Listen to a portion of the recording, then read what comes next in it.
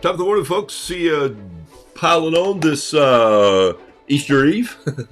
So glad to have you. Got a fun program planned for you this morning. I think I'm making up as I go, but when has that ever changed? Blessings on you. I'm going to grab my cup of tea and be right here. Got some Kilimanjaro laying on the desk. I'm going to get to that a little bit later, but also have some couple of pieces of work I'm going to show you.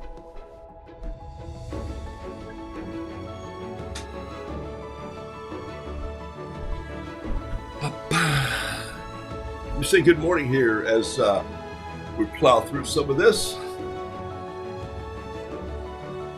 Top of the morning to you. There it is right there. Love that little painting that I did in 2019 with a couple fountain pens. Just crude and rough. If you haven't done that, that's the way you should paint sometimes.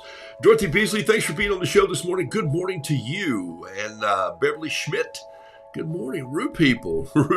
Denise Albright. It's got to be early, and even with the time change, it's still dark, and it doesn't get daylight out there now until about noon. Jean Anthalzer, thank you for being on the show. Marlena Davis from Rhode Island. Mickey Perkins, good morning to you. Hey, Pat. Good. Pat Brooks is on this morning. I had a conversation with Pat this week, and she's still being creative, people. She still is the emoji queen. She texted me and I was driving in my car and my voice activated thing kept going. And an emoji that explains all the emojis. I'm going like, okay, I'm going to just drive and listen to this. Maybe laugh. I forgot to tell her about that when we were talking. Karen Binder, good to hear from you. Burke Crone from Greenville, South Carolina. Good to have you on the show, my friend. Alice Durham, South Carolina. Chris Whitaker. Chris, it's seeped in my brain. Every time I think about hot press paper, I go, that's what she loves. So some this week. But I'm going to do a little sketch this morning on some mixed media paper that I think you might like. Nothing new, just because I'm going to do it to show you a couple samples. So that's my plan anyway. Laura Logan, thanks for being on the show. Mickey Perkins, did I say hi to you? If not, hello. Thank you for being on from Colorado. I'm going to be in Colorado later this summer. It's not summer yet, but I'm going to be there. Just passing through a few days, dropping off a daughter down near Fraser, a granddaughter down near Fraser, Colorado. Man, I forget how much I love tea. Randall Taylor Craven, thanks for being on the show. June Jones, Skeeter Powell. Hey, my dear friend from... Skeeter, I thought of you. I'm moving a shirt out of my office. It's been hanging over here, and it's on the rail. It says David's Table on it, so I thought of you guys this week. Jennifer Yitz, love to have you on the show. Awesome. Anne Marie, let me get this right. Letterer Hess. There we go. And I probably messed that up, but I look like I'm right. Letterer Hess. If I had to spell that in the first grade, my friend, I would have never made it out, but there's some who didn't want me to make it out anyway. Amy Weaver, back home from the Canoga workshops. I hope it was just fun. Hope you got to see my dear friend Megan Miller. She's a dear, and in fact, I text with her yesterday, I think, as a matter of fact. So said, I'm coming to Boone, going to take you to lunch. Elaine Barnett, good to have you on the show. Linda Schleitning, Cindy Simmons Wiltermood. There's a heck of an artist for you folks. If you don't look at her stuff, you should.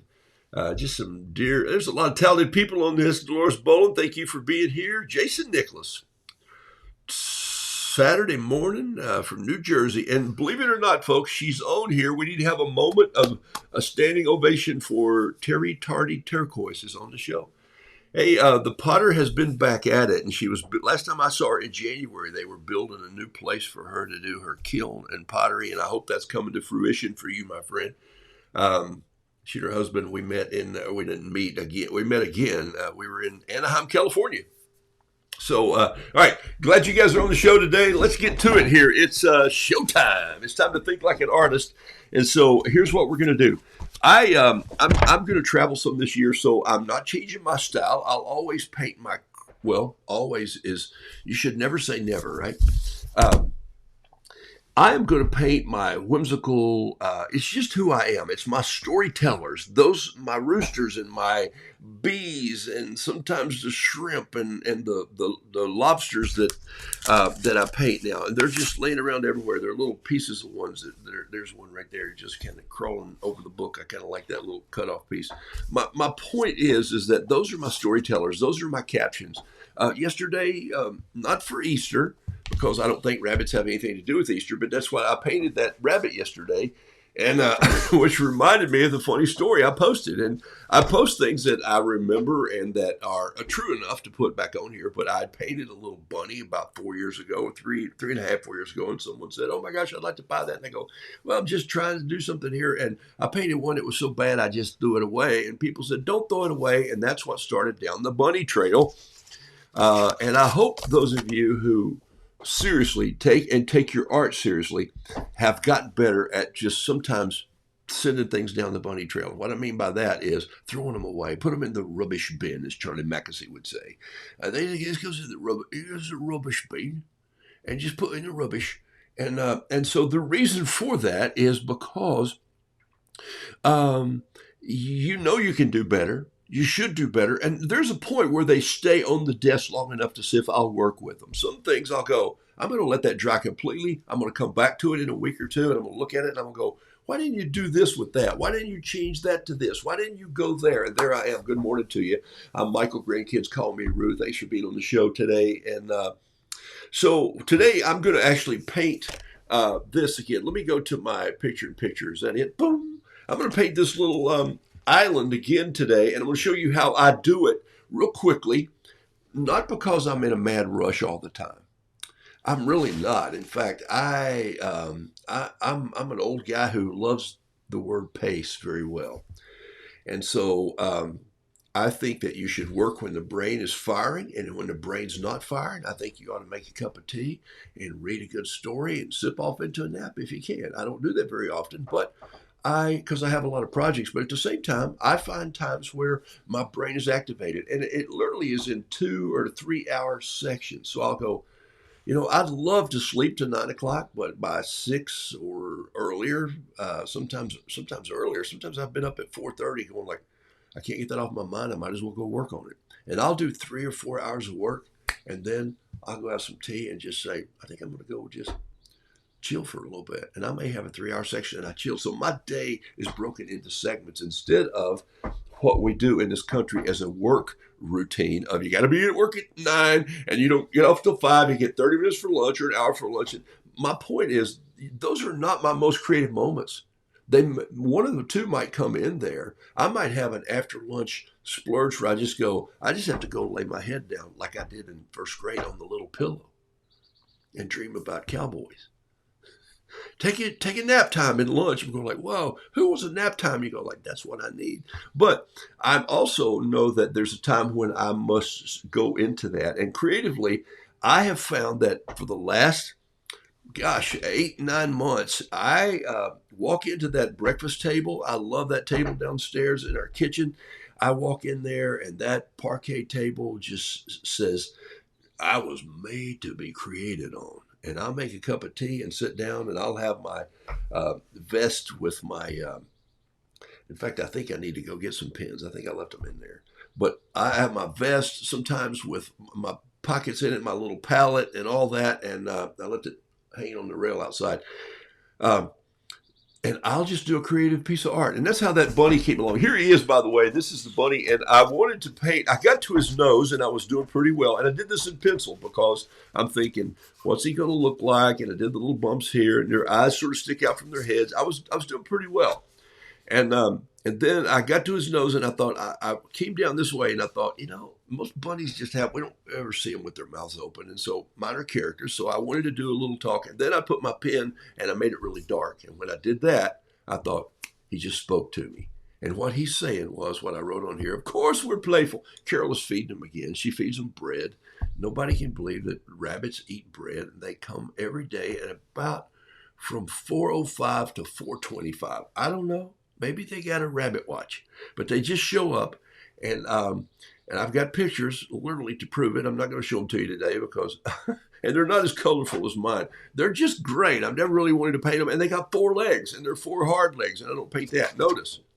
Not 4 legs. Anyway, a playful, of course, and we come to eat the flowers, but we have absolutely nothing to do with Easter. And so I didn't do that as a slam, but you think about Easter and eggs and what Easter's really about. And you go, how did we get there? And you know, most of our great festivals and things we have in this country they came from great parties or great pagan festivals. And so we just adapted them and adopted them. And I'm not sure still what the thought behind civilization who said they can be bunnies because they're very fertile. Spring of the year is very fresh and new. Start eggs. Well, that's good. Let's put bunnies in a nest with eggs, and then that nest became a basket that we carry around as children. And okay, so it's strange, isn't it? Just think about it, everybody. I'm not knocking it. I'm just saying, you know, my kids have Easter baskets. They still have them. And Carol still buys all kinds of crazy chocolate and candies and stuff. Anyway, my other painting's going out today. Oh, sorry. This is postcard. I'll show you my other one. It's going. It was another bunny. And here he is. I'm liking him. I'm going to show you to him. There he is right there before I post it today. And this just came to me. I said, look, I just drew that bunny to a T. This other one, wherever he is, whatever I did with him. Here, I don't know what I did with him. What I did with the bunny. Oh, I threw him over there. Here he is. I went, oh. Carol said, oh, you did a bunny. And I said, just to a T for me. To a T. Where did that come from? To a T. Some say, oh, to a T means perfection. Well, then why wasn't it to a P? Well, you wouldn't want to say a bunny came to a P. So you'd say to a T. But some say it's from the T-square that architects would use because it was the exact way, you know, even your boards are laid out with a moving square and a T-square and everything was square. Perspective lines were to, you know, Jason can teach you all that in his sketching that he does for buildings. And even though he has a good eye for it, sometimes he doesn't lay a ruler down. But sometimes if you want to do that vanishing point or that perspective that goes to the vanishing point, just lay that scale down and go whipping it across the page. Scale, yeah, an architectural scale. I've had one since I was in high school, and Carol used it in mechanical drawing, or I'm using it in mechanical drawing. She used it in her art. So my point is that what was my point? My point is that you take what you know, and I drew this. And I said, my new one's going to be, it's to a T. Is it jot? Is it tittle? Is it biblical? Is it, was it everything's to a perfection? So why is it T? Everything is to a, and there's one more that I can't remember now. But anyway, here's my second one. So then I thought, what a great line I just came up with. This is just a bunny to a T. And there goes my post for today. This is going to be my little rooster. Yeah, it looks like a rooster. It only has 2 legs, see, right there and there. He's sitting on them, so I don't have to worry about bunny legs. I just don't like spending all that time making sure all the hocks and the endpoints and the foot and all. So I just do it this way. But I did it pretty detailed, and I wanted to say there's my favorite flowers, the ranunculus right there in the, not ranunculus, but rudbeckia. I like ranunculus too. In a little vase, there's a little sugar, it's turquoise, terry tardy turquoise right there. And so it's just a bunny to a T. So anyway, I wanted to show you those. And sometimes that's how painting comes to be. Speaking of bees, I'm painting more honeybees. And I've got one here for this one. Here's a bee flying in on this. And then I put a mosquito. I put a skeeter in there. And the first time in one of my paintings that the skeeter has said, he's asking a question. What kind of flower is that? And I have the caption right here. What kind of flower is that? Hey, what kind of flower is that? The skeeter's asking. And this bumblebee is going to respond. Okay, so there's some bees that I've been working on, getting those done. But let's do this today. Here's what I want to paint with you. I'm going to put on some nice music, and I'm going to show you how to paint this island. And here's why. Is because, hey, Bob. Hey, Jennifer Kaylee. Thanks for being on the show. Let's see. Good morning, Mary Kay Spencer, Ritzal, Bob, Dolores Baldwin, Sue Kate, all the way over from, or down under, I should say. Kristen McElhaney, McElhaney? Kristen McElhaney. McElhenney. That is such a hard name for me. The 7 grands are watching too. Hey, grandchildren. Glad to have you on the show today. Okay, so I better paint something then. So what I've got is my journals laying out here because Carol and I are taking a trip. And you know I don't do a lot of landscape, but I'm going to have to because we're going to a place I've never been, the Grand Tetons. And we haven't been there. I've never been there. Never seen Yellowstone in all my days. And so this year, this is kind of going to be my birthday trip. I'm going out to the Yellowstone and one old geyser to a geezer. So that's kind of what it's going to be. It's going to be the Geezer Geyser Tour. I didn't plan that. I just thought of it as I said it. So, all right. So here we go. There's another bee. Holy smokes, they're everywhere. So I want you to look at these, and then I'm going to do a little painting of this. I'm going to show you how simple it is that I did this. This is on Kilimanjaro watercolor paper. I'm going to do one on a journal pad for you this morning that's literally just mixed media. And here it is right here. This is sometimes the paper that I'll practice on. And I know I'm breaking my own contract here where I'll say you should paint one on the paper that you want it to be on. But I'm also, when I'm traveling, I'm painting in a different journal paper. And this, of course, are the Moleskine accordion journals made by Moleskine, Moleskine. And this is, of course, you know how it works. It's one piece of paper that's just 12 feet long. If you can see it over in, where's my camera so I can get that in there. There it is right here. So you can see it just folds together like an accordion, and it's really nice. It fits down in my pack, and I pull out a pencil, and I'll start just a little sketch or a pen, depending on what I'm looking at. I'll start a little sketch, and then if Carol and I finish our tea or our coffee and we need to go somewhere, I'll take a snapshot of what I like. I'll take 2 or 3 for perspective, and I'm sure this is what most sketch artists do, is what Jason does, I'm sure. And then you'll go back home and look at that, and you'll go, yeah, I want to change that to that. And maybe sometimes I'll put 1 or 2 together. Here's the thing. It doesn't have to look exactly like it was. It has to look like what I remember it being. This is my story to tell as I tell others. You got to go to the Acadia National Park. You got to go there. You just have to see that beautiful coastline of Maine. So I did, and some of you've seen these, and I don't want to bore you with showing them again, but just so you remember what they're like, this is when we went to Paris. Sounds like a Jimmy Buffett song. There was the French flag, and we're off. I had to put roosters in there, and here's the interior of the plane in the wee hours of the night. And then I knew when I landed I had to have some coffee, and I wanted somebody to do it in a French press. And then, of course, from there, we saw the L'Orangerie, the Musée de l'Orangerie, which is just the paintings of his paintings. And then this is all my stories. And this is how I do my journal. Little things that I bump into on the way. We went to Sennelier, one of the oldest art stores. The other one is, of course, Charvin. And then here's when we went to Monet's garden. And you see my interpretation of that. There's no way that I'm going to fill it all up with. I didn't have the time, but here's what I did on this, is that I literally penciled in the bridge. This is a little Japanese bridge. Ask Carol, she did the splits there on the second one. And then here, and then basically, I actually, you see this thing coming in here. This is the train track coming in. And we took the fast train from to Giverny, and so it was zipped out here. He was an artist, he was a gardener, he was a chef, and by the way, he kept chickens. And so there were chickens in his yard. We saw the house and the kitchen. Then you exit through the gift shop. Here's some of Montmartre and just scenes around Paris. And now as you start to see this come together, you'll see how it all works. And that's what makes it a fun journal. So I can lay it out on the floor and or on a table. And I love to take this to schools and ask kids if they ever draw where they were. And this is why I want to do another journal class, probably online this year, and then I'll probably do one locally here in Charlotte. Just some of the scenes, and then of course on the back page I always paint something that takes up the whole page. And there's the Eiffel Tower, just my representation of that. So that's what I did. So I'm going to carry one of those with me to the Grand Tetons. I'm going to carry one on another trip that we're going to do into North Carolina coast and see the 8 or 9 lighthouses that are here. So that's kind of where I'm going with that. Now this is Maine, and this is what I was going to show you this morning.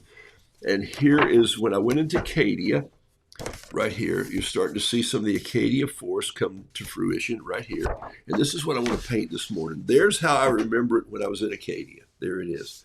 And of course, this is the Bass Lighthouse and Bass Harbor Lighthouse. And I can show you a picture of Bass Harbor right here. But first, I want to talk to you about this just for a second. And let's do this. Look how rough this is. And look at all the little pieces. And I did this on this. I'm going to paint one of these. So if you want to travel along, we're going to go from the high point. There's another one that I did.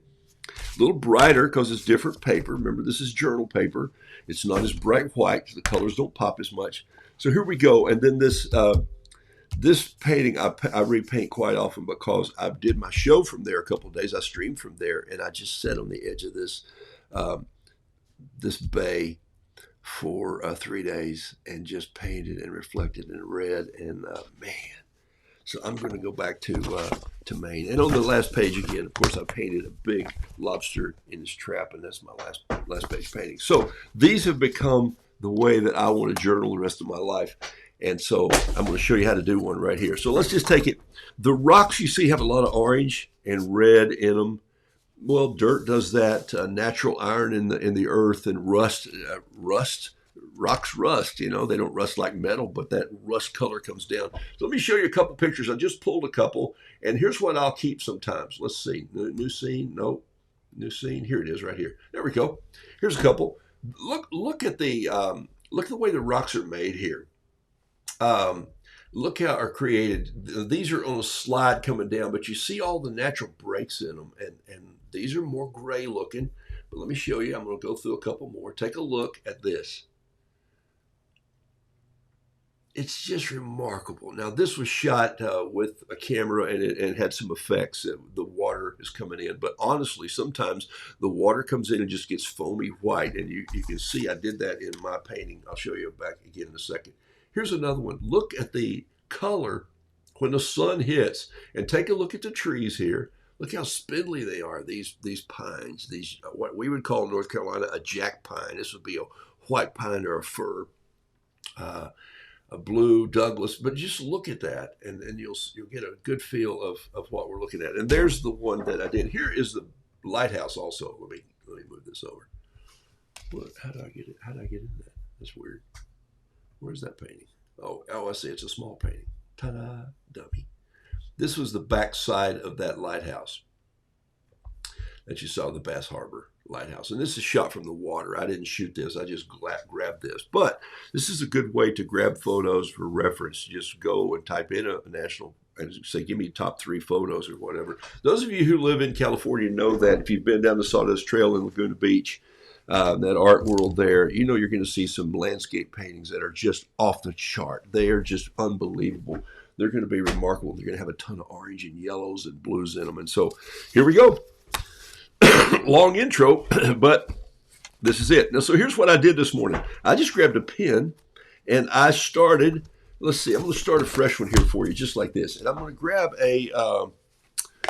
let's just grab a small pen. This is a Gel Extreme 05. This is a Yasutoma pen, which really would equal your Inner Gel Needle Tip 05. There's one right there. I'm just going to do this. And I'm going to look at this. Honestly, you got to trust me here. I'm going to look at this. I see it going down. I'm starting about a little over halfway up, and then I'm going to go down to just about a third. And so I might do a similar thing here. If I wanted to, I could put a little tape on this. If I wanted to, he says, as he always does. Isn't that weird how my brain works? I'm a poet. And so that means, here's why poets do that. Before I just do it, I'm going to tell you what I'm going to do, and it makes it sound a little more like I know what I'm doing. It's poetically, I think, is how that works. So I'm just going to put a little piece of tape right there on this paper, putting it on my jeans down here. Why am I doing that? You know why I do that. I stick it to my sleeve like so. Here's me sticking it to my sleeve just to get some lint on it so it doesn't stick. But I don't think I'm going to put another piece down here. No. I'm just going to leave that little piece on there. I'll leave that piece for something else. Okay, so if this were the center of my page, I'm going to come up here just a little above center, and I'm going to start with just a little down line coming in just like this, and I'm just creating the earth running down like so. And then I've gone down to about maybe a third right here, just a little above third. But try not to just always do everything right in the half. Look at the golden rule of art. If you don't know what that is, make a note and let's look at it. Okay, then I'm going to do another little line here just to catch some earth. And then maybe another one, because I want a little dirt layer up on top of this where the trees are rooted. And then I'm going to get into some big rocks. So here's my piece of art, and I'm going to turn it over and lay it over there because I don't want to look at it anymore. I just want to paint what I see in my head. So I don't have any other landscape paintings out, trust me. Not that this is a test, it's like, do not adjust your page until I say time. Time. Okay, those of you who had those tests in the 5th grade when you were in elementary school, and then you kind of got a couple rocks stacked up here, and there's a dark place down in there. I'm putting some space between them. Here's what I'm not doing. I'm not just doing this and then dividing them like this. I'm not laying brick. I'm actually making them look a little rougher than that, and I'm leaving some space between them, some of them, and then I'll pull back in here, and then I'll crack one like this. So I'm making them look like natural stone the way I saw the natural stone when I was in Acadia. Does that make sense? Which one of these looks the best, okay? It's test you can't lose on. Don't draw your rocks like this. Hey, those look great. No, that's my granddad's chimney, or chimney if you're in East Tennessee. But my point is that I come in like this, and then I may have a stack of rocks, and then this one might be broken down this way, okay? So I'm doing this similar thing here as I break some, and there's one with a round top that comes down.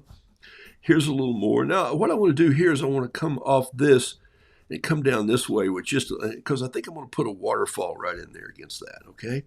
I don't remember seeing one, but so what? All right, so there's my little bit of, and then I'm going to do a kickback into the beach like that, and there, and then maybe there, and then maybe there, and then a rock. And so that doesn't look like much right now, but I bet we turn it into something. So here we go. A little music to paint by. Cody Martin, play something for us. Maybe. That's nice. Okay, so I'm going to start with a little tree here. I'm going to come in with my camera too. Is that okay? Let me come in just a little closer with my camera. Make sure this is kind of framed. There we go, right there. Okay, here we go.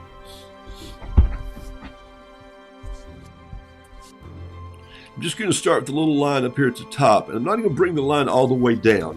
Remember, I'm not coming all the way down and then building my tree like this either.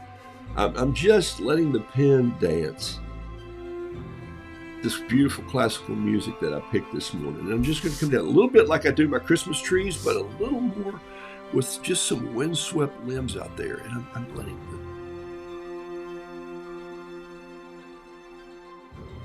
This is where you sip that tea, you consider life, the gift of being alive, and you just say, what if I made a tree walking in his life? I wanted another one behind it, so I just went ahead and put it there. I can do whatever I want to. It's how I remember it, okay?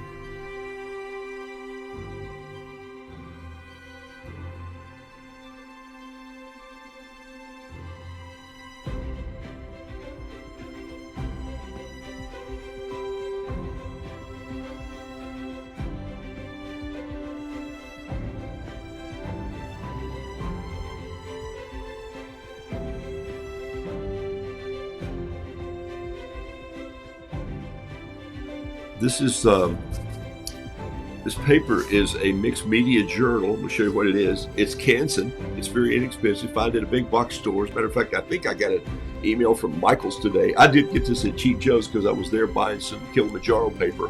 They sell this paper also. It's 138 pound. It's mixed media, so it's going to be a dual surface. It's going to fill a little bit between cold press and hot press. I'm going to call it a washer. I don't know what's between hot and cold, but you know how I say a cold press is like a shirt that you didn't iron. It still has some undulations and wrinkles and bumps in it. This is a great piece of cold press paper right here, which you can't see, but I can really feel it. And this is also a natural paper. This is more of a bright white here. So, all right, there's some of those little trees up there just like that. and they're scraggly, man. They've been pounded by the surf and the winter winds of Maine and Acadia. So I'm going to stop there for a second. I'm just going to grab a little brush. And now this summer, here's what I'm taking with me. Take a look at this. I'm taking this. There's another Altoid box that I'll be filling up, but I'm taking some of these Miller's Pseudo Sable. This is a Miller's Pseudo Sable brush. It's a travel brush. That's an actual number 8. I won't be using that one this morning. Well, I might. Here, I'll just put it together and use it for water. This is probably a number 6. So I've got an 8, 6, and a 4, I think, in my hand here. Let's see. Nope, 2 8s. 2 8s don't make a 4, but I did grow up in East Tennessee. All right, here we go. Look at that. So there is this brand new brush right there. I need to put that in the water and just let it soak up a little bit. Picked up this one for my travel. Here's a little number 6 Pseudo Sable brush. This is going to be a lot like the black brushes that I use here. These are 100% nylon, these Cheap Joe's brushes. Beautiful brushes, still have them. Some of them are 7, 8, 10 years old. I love them. This one is a synthetic hair. It's going to be a lot smoother, hold a little more water. When you want to up your game, I would recommend that you probably go with a Pseudo Sable. If you're in position to own a Sable brush, do. It's a lot of money to travel with. That's all I'm saying. What I'm going to do here is I'm just going to grab, this is a damp brush. I'm just going to go and I'm just going to add some water in here and turn some of these rocks a little gray and add some depth into my forest back there just by touching a damp brush in there, just like that, okay? See that? There it goes right there. And that's all I'm doing to it right now. I think that's a pretty good view of what I'm doing. A little more water down here, and then some of these places I want a little darker. I come back in later and put some. This needs a little more help right here. I think I'm just going to put, look what happened to that. That paper's wet. Big rocks over here on the edge of this this waterfall. Okay. Come back in. This is wet. Just put some darker in there. This is why I like using these type pens and let the ink be a color. All right, I'm going to grab some paint.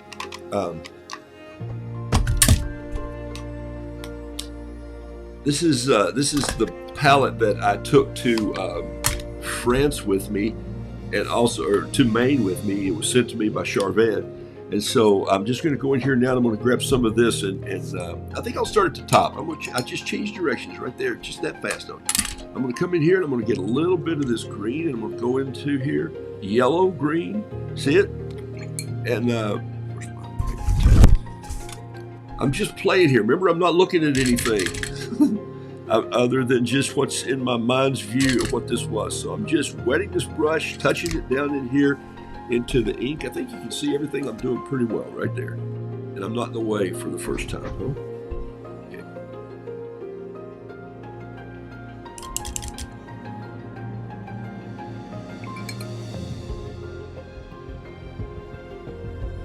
I'd like to have some greener green, and I don't have that green with me, so I'll find some right here. Oh, yeah, here we go. I'm going to open up my other palette here. I just want something that's a little more, got a little deeper green without using black. I can come in there. There we go. Okay, that's what. But I love that little yellow gold, green gold I put in there. You see that? It's giving me a little highlights. Maybe the sun's coming in there. This is where, if you ever watch Bob Ross, you'd go, oh my gosh, I think he just said that.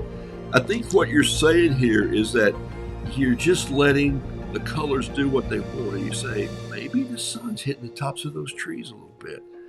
And now watch this. I'll come back in and I'll just put a little more tree up in there if I want some more tree and some limbs and then a dead stick laying across there like that. And where there's some grass, I'm going to come in with a little bit of my brown base right in here underneath, but I'm also going to put a little line of very bright moss right in there because I saw some when I was in Maine.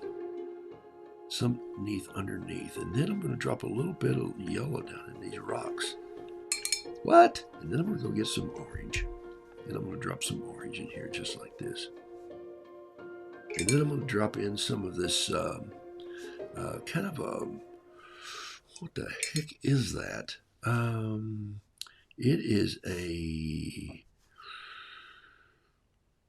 all right, I'll have to figure out what name that paint is for you because I just told you what it was and I don't know. So I'm just going to go in there like that. I want to put a little, maybe a little bit of, that was Payne's Gray. And it's maybe a little much, but we'll see if it'll flex back out here in just a little bit. Come back in with a little of this. It's not blue stone, but it is a earthen gray, a little bit, earthen green. And then come in. So you see I've got this little color. And by the way, I might come back, I might, he says as he does, I'm going to grab some French gray and I'm going to drop in on some of these that got a little bit too dark. And I'm just going to let them be in there. And I'm going to use this French gray again. And I'm also going to use a little bit of this French gray up in my trees just to break up some of those limbs. So while it's still wet, I'm touching it to it. And it's flaring up a little bit. You see that? Those little flares, they'll come back down. I'm going to drop a little green right underneath them. So I've got a little dark going up like that. Wow, that's looking pretty cool, actually. All right, so now I'm going to bring in a little bit of my water base, and I'm just going to start the water coming down through here like this. But I think I'm going to paint with a real water first, just paint with water. So kind of a semi-clean brush, and I'm just painting this with water right here. And this piece of paper is allowing this water just to stand and hang on like it would a piece of hot press paper. This is why if I were putting this on cold press, it would be looking for a place to ooze up alongside of one of those dimples and start making a home. It would be making a little puddle. This is laying out flat. It doesn't know where to go. It has no direction yet. So I'm going to grab a little bit of ultramarine blue and come in here and just spread. Look, I'm not painting like this. I'm just using my brush as a conductor's wand to just pick up a little bit of that made me think of the music, conductor's one, as I'm just coming in here like this. And so now I'm coming down and I'm going to just curl this water around a little bit like it's swirling up on these rocks. So this is the waterfall that's rushing over here. And maybe a little darker. And then I'm going to come in with a little of that yellow-green, and I'm going to put it right in the edge of the water. What? And then I'm going to grab a little bit of turquoise, and I'm going to come in right there on a little bit of that. Okay, so some of that's washing in. We'll come back with a little more turquoise there and a little more blue, and it'll just build up and make the water look a little darker. And I'm going to show you why in just a second. Watch this. Remember, I've never done this before. This is how I play at making a landscape work. I am literally just playing with this.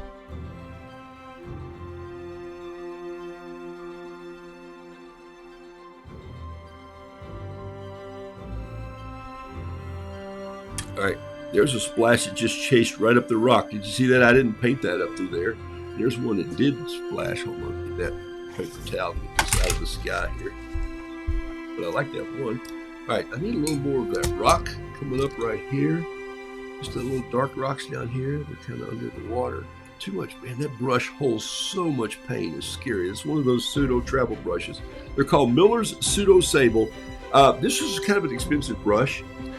Just because, I mean, where you might buy a brush for $8 or $10, this is probably a $20, $25 brush. But it'll last you a long time if you keep it clean and you keep it care for it. And I carry them in 10. And so when I'm on the road, this is a great brush to have. When I don't have them in my pocket in restaurants, I paint with these nylon aqua brushes by Pentel, and I love them too. So, but this brush here paints. Now, there's some things happening with this paper that would not be happening on what I would call regular watercolor paper, which would be 40-pound, like Kilimanjaro. And I'll show you a piece of that in just a second. Come back in with a little orange right there, just lighten it up. You see how this is taking on its little color. Watch this. I'm going now with a little bit of titanium white. Just going to come right in there and just touch it on the edge of the coast. See what's happening now? Remember that picture you saw that it was sort of boiled up? And so there's what's happening out on the coast right here. This is just splashing out a little bit. Literally flipping this brush. Okay, there you go. So there's a little island for you that was just painted in a matter of about 7 or 8 minutes, according to this my music. Let's see.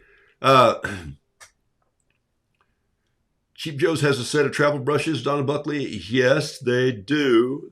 They do have a set of travel brushes, but these These are over, well, I don't know where they are in Boone. Yeah, they're in the front to the right as you go in their Boone store. But they do have a set. These are pseudo sable travel brushes, and they break apart. Take a look again. Pop. Clean it really well. How do you clean hair brushes? Oh, the same stuff you use on your hair, shampoo.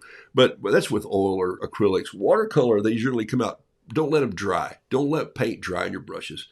And then they clip back in. These, for me, fit in a little box like this Brown's box here. Pop, they drop down in there with my paint. I got everything I need right there to just go do a landscape painting. This is a number 4. A number 4 and a 6 do my size of paint really well. I keep an 8 if I wanted to do a sky wash. If I wanted to do a sky wash, I'd just come in here with a little water like this and pick up some from here. Why would I want it to match anything else than the reflection of my sea? And maybe there's some clouds rolling in, so put in a little, maybe I put just a little bit of a color in that, maybe a little bit of a gray. See that little gray go in there just like so. And then maybe behind here, watch this. I'm going to touch right in here with a little darker gray just up here, just in these trees. Wow, it's cool. Okay, and then I might reach out here. Watch this. Watch what I did. I'm going to turn this into blue, and I'm going to reach out here and just grab a little bit of a sun streak coming in that's lighting those trees. Just coming in like that. And maybe there's a little bit of orange coming down here like that. And I suddenly have this great little painting that just, watch this. I can come back in now, even with a fountain pen. Sometimes I'll just grab one of my fountain pens. Here's the Kikuno that you guys know I love very much. And I'll just come back in. And while this is still damp, I'll come in and I'll just make some artistically little strokes and rocks and depth places in there in between. And I'll bring some life to this. There's a little darker that should be in this woods here. And then some of the little islands we saw when we did go out on the water, we went by some, and there was a lot of this lichen, which is, a moss, those of you who know this, and it's very bright green, yellow. It's just the coolest looking stuff. And when the sun hits it, it's just a brilliant color. But I was impressed with all the rocks that I saw that had orange in them. They were just so beautiful, which took me immediately back to Laguna Beach in California and the Sawdust Trail down there. It's just remarkable. I mean, and some of the best artists I've ever seen in the world paint just in front of you. They're just going like, here, let's knock that out. And you go, who are you people? And, they do it because they love it. And that's just the most fun thing. And that's kind of why I do it these days too. I absolutely am affected severely by it. I mean, it just sets me on fire, man, when I see people painting in this rock out here on this outcrop. I went a little dark with that, see if I can get rid of some of that ink, but maybe not. I'll come in with a different color of blue and just splash it a little bit, just like that. There we go. And okay, so there you go. There's a little island. Not bad, huh? So if I do my landscapes that well this year, as I'm in some of the Grand Tetons, I won't have the water to deal with, but I'll have sky and I'll have some yellow fields out in front. Now, by the way, this tape will peel this paper away, so you got to make sure you have enough of the adhesive off of it. But it gives me a hard edge to frame, and so there's a little Acadia.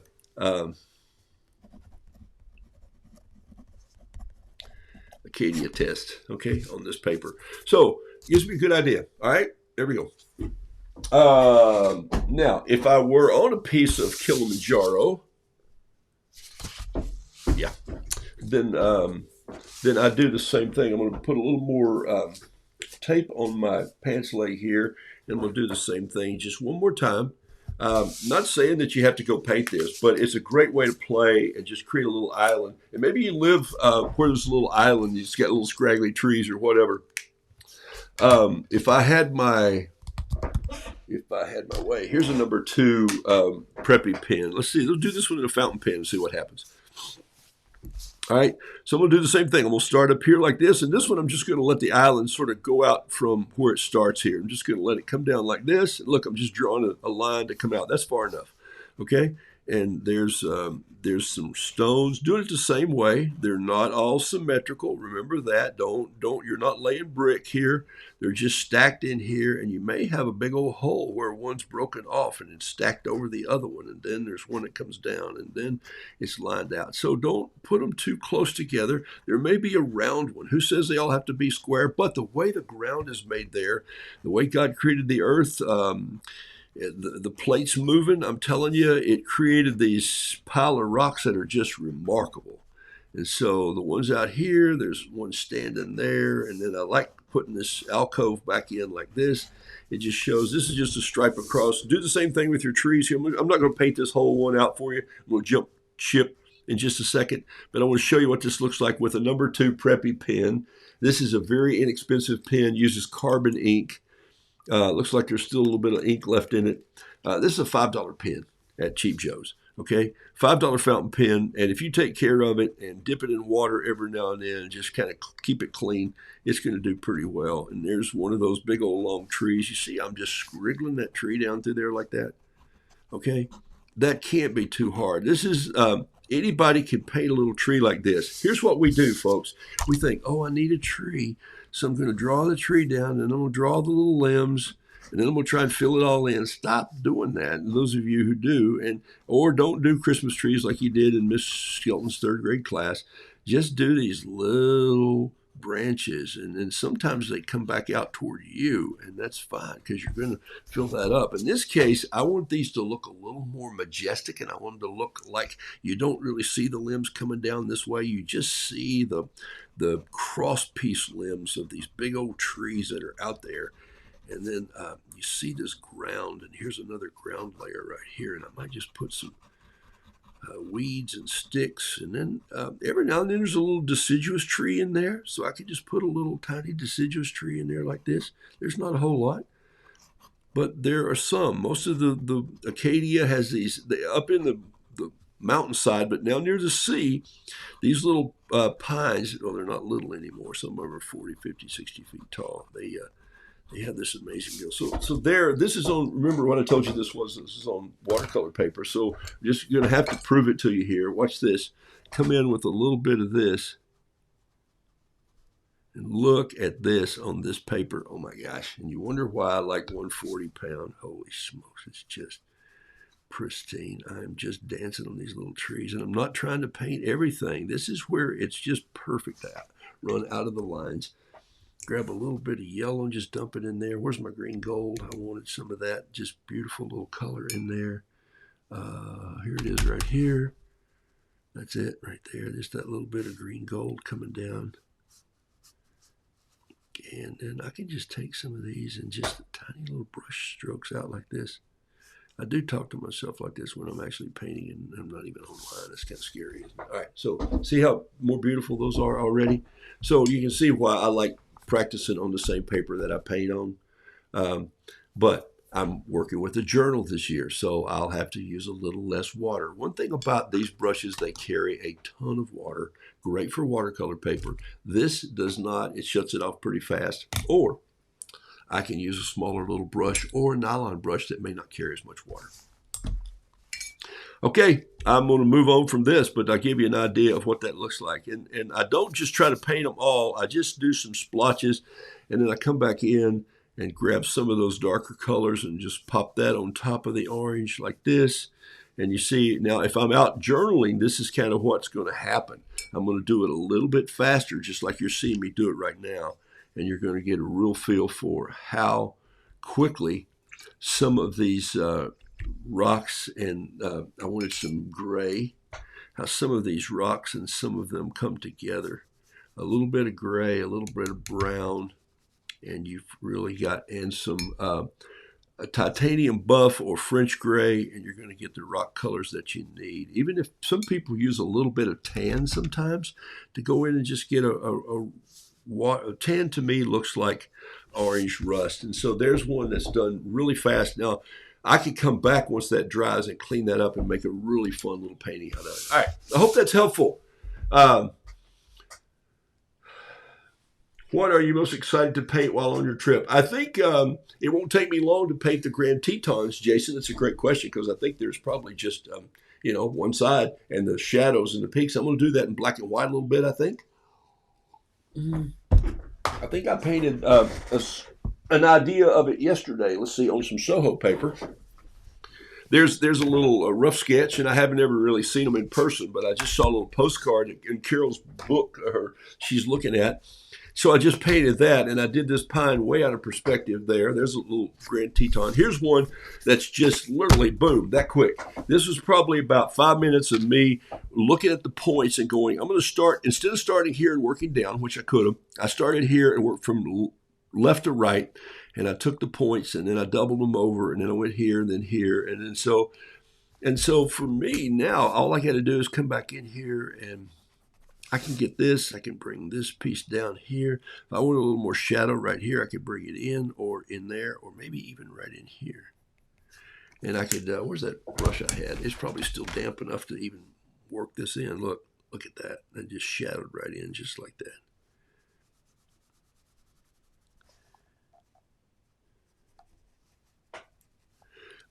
The Rockies are as majestic as you think, and so why not put a little purple in there on this Easter? Look at that, huh? Maybe that's why they said Purple Mountains Majesties. Okay, so there they are. So I don't think I've done another one yet, no, on this. So when I'm sitting at the table having my tea and then I'm in one of those brain slumps, this is what I do. So I think I'm going to look forward to doing that. I've heard pseudo sable my sizes, and I'm loving them. All right. They keep their points and hold plenty of water. Yeah, they keep their points beautifully. Denise, I'm glad you have those. Great job. You're going to love those brushes, by the way. I love rocks. We moved back from Ohio. What's so heavy? It's a box of rocks. Oh my gosh, yeah, listen. I got mine in the mail yesterday. Look at you guys. I brought back rocks from Scotland and Ireland. I love it, love it, love it. I have a quill mop brush with a pseudo squirrel. Handles beautifully. Yeah, I have one too. Look at this. This is the quill right here. Look at the size of this brush. Can you see that? Here's what I've been painting with this morning. Now look at the size of this brush.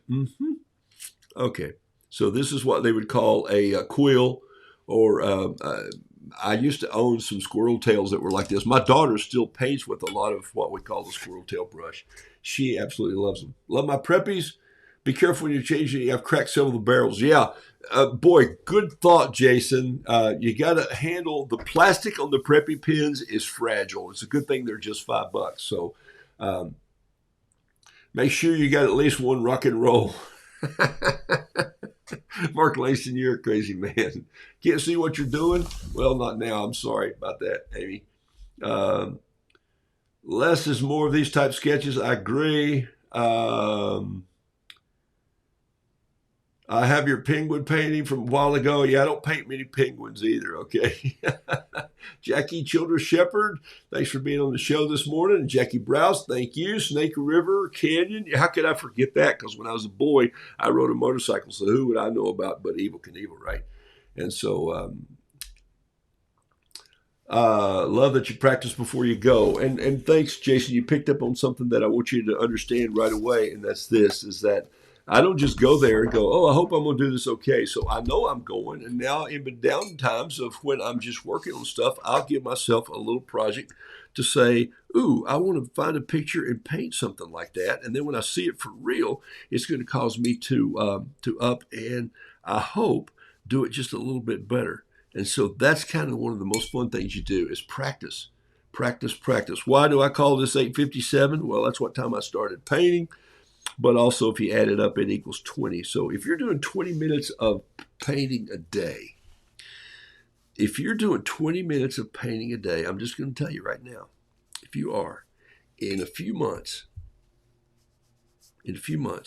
your skill level is going to jump to an absolute new place, and you're going to go, whoa, I just learned to do that right now. And some of you say, gosh, he makes that look so easy, and it's because you just do it over and over and over and over. Why have I painted as many honeybees as I painted right now? Okay, so you can see what's happening when you put that in there, and you get a feel for where all those colors come from in the stone. And then you put a little of that lichen in here. Watch this. I'm going to throw a little of this green light painting right in there, like so, down on the rocks. And then a little bit of yellow lichen here, just these little flowers that come in the spring or in the fall. And then maybe a little yellow up in these trees. I didn't get enough up in there earlier. Well, there's a big old swatch of orange, and I'm going to kind of leave it. Maybe there's some fall color in there. Okay? All right. So that'll give you another idea of how that comes together just very quickly. All right? All right. It's 5 till, and if there are any questions, let me see. You can never have too many brushes, just saying. Love it. Always putting a tiny little cabin or something to the hugeness of the Teton comes through. Yeah, I do, but at the same time, the scale of that's a great idea, though. I'll consider that. All right, Tetons are beautiful. I can't wait. Green is a beautiful color. I use it pretty much every day. Green gold. Yeah, Chris, that's a great color. Okay, let's see. I have a quill mop. Let's see. Anything else that I missed here this morning from just you guys asking? Intergel, a softer bleed than, say, the Lamy ink. Boy, you bet on it.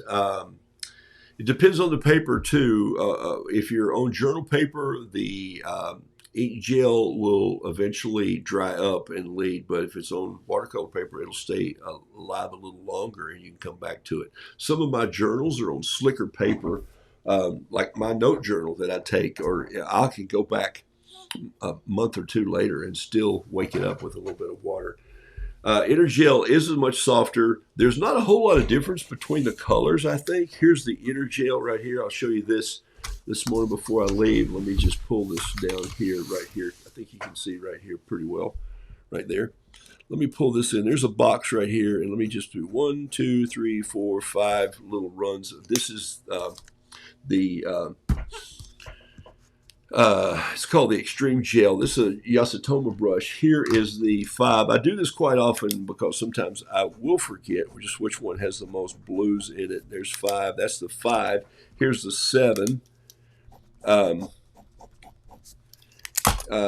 Here is, just for fun, here is a flare pen. Look at this. This is an old flare right here.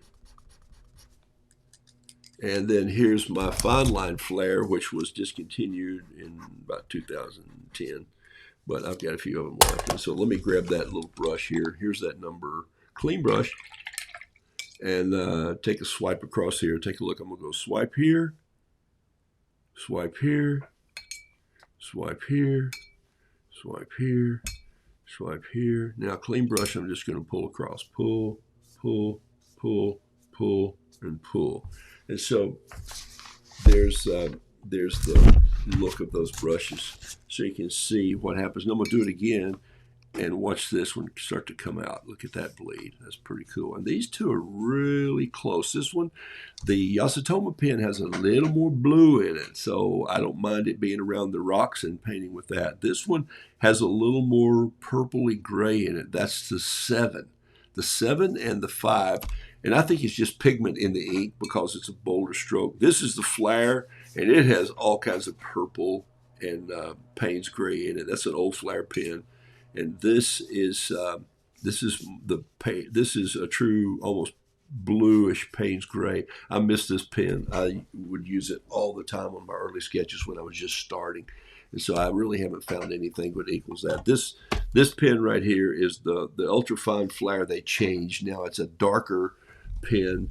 It's got a gray bottom, a black top, but it does not have the same ink in it. So you've heard me talk about that before. Anyway, so this is how I kind of do that to remember. I don't do a whole lot of, I just put it on there and worry about it later. I have fun with my art, and I don't let my art stress me out. So if your art is stressing you out, then maybe you need to just cut back and simplify the tools that you use until you feel like you're in control of those. When I was at Cheap Joe's this week, one of the ladies handed me this and said, "Hey, do you like this? It's an alcohol pen." And I went, "No, I don't, because I feel like I'm using a magic marker and it dries too fast and it's over. And these are Coda markers, but if you're doing art projects with kids, whoa, it's phenomenal. I'm just not doing those anymore in my life, okay? So this was a 4 that I picked up, and I have a 6 here, and I got brushes all over the place this morning. I got an 8 here. So, all right. So it's about a wrap up of an hour here. I hope you're going to have a blessed Easter, and I hope you're going to maybe we've got family coming over after church for a late brunch, and that will just be a blast. Just throw out everything but the kitchen sink, and we might even throw that out too. I think I have another one of these brushes in my pocket. Yeah, I think I have a 4. I carry a 4 in my pocket all the time. And but who said it? Can't have too many brushes, right? Chris, I purchased the pseudo sables. Okay, I think I've got most of the comments this morning. Thank y'all for being a part of the show on this day before Easter. And Michelle, awesome demo explanation on the pins. Thank you. Boom. Wishing everyone a happy Easter. Thank you, Sue Kane, Laura Abbott. Blessed Easter. Happy Easter. And thanks, Dolores Anita Masters. Happy Easter. Plan A is to be in sketching mode today. I got some roses to finish sketching. Ooh, that sounds fun. Okay. Watercolor by Michael Paramore. Have a wonderful Easter. There he goes. The beekeeper himself is on the show today. So for me, it's a little more journal painting, but I'm going to post a little later this morning. It's just a bunny to a T. And I think I'm done painting bunnies for a while, but that was kind of fun. I'm working on my idea of some lighthouses, and I've been looking at a map already of where some of those are. That's a later summer trip, but I will be at the beach for a couple of days right after Easter. But there's only one lighthouse there near Holden Beach, and I've actually sketched it and photographed it, but it was not painted. It was the concrete they poured it in was tinted when they poured the mold for this thing. And the lights were set by 2 Sikorsky helicopters. It's a fascinating story of what they did to save money on near Holden Beach, Caswell, down off the coast of North Carolina. I'm about 3 hours from here, 3.5. So heading down there with the kids, the grandkids, for a few days just to cook, and we'll go from there. All right. Have a blessed Easter. Thank you for being a part of what I do. Thanks to Cheap Joe's for just inspiring me when he did, and his team. I love talking with them, and I stay in touch with them. And there's a new art store in town, Jerry's Artorama, and Chris does a fantastic job as well. And so it's just fun to see what's going on. And the paint I use today, just so you know, most of this is Cheap Joe's art stuff. There are 1, 2, 3, 4, 5, 6, 7 colors here from Charvin, 8 colors from Charvin in Paris that they sent me when I was going to Maine to match some of the rocks. Okay, so I had a friend who was there, and she said, look, my friend's going to be in Maine, and they looked at pictures of the coastline, and she said, here, take him these. And so this was a gift. So these are great little palettes that I really don't use them like they were made. They have a ring on the bottom so that when you are painting outside, you can hold it in your hand very easily like this. Little ring goes on your finger, and but when they're sitting on the table, they rock, and it bothers me a little bit, so I set them on a towel. They come in this little case, kaboom, kaboom. And so I've always got a small bag ready to go. That's why I have a bug out bag. That's why I have my little zipper pouch with all my brushes laid in flat. Slide those down in there. It drops in my bag. It's all ready to go. And think like an artist. Hey, before I go off the show, which is a minute or so later here, is that just take a cup of tea or your coffee or whatever you're drinking this morning, the rest of the milk left over from your cereal, and just take a moment and think of someone on this blessed holiday that you need to contact, say hello to, send them a note, send them a text, and do that. This has been a community for me, and I'm grateful. And I want you to keep it going too. You've got your own groups that you started, and you're showing art and sharing art and painting. And thank you for being a part of this. I really do mean that. I know I'm going to send a text to right now. I'm out of here like a herd of turtles. A little orchestra music to take us out. Okay, so it's a harmonica.